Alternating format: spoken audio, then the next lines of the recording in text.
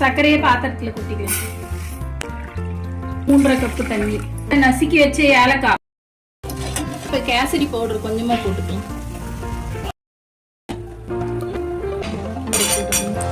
இப்ப காஞ்ச திராட்சை, கேஸ் ஆஃப் பண்ணிடணும்.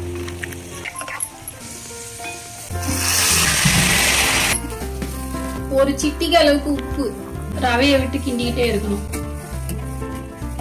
கேசரிக்கு எப்பயுமே நெய் நிறைய விட்டாதான் நல்லா இருக்கும். இப்ப ஊற வச்ச இந்த பாதாம் இந்த மாதிரி இருக்கும்போது கேஸ் ஆஃப் பண்ணிடுங்க. அவ்வளவுதான், கேசரி ரெடி.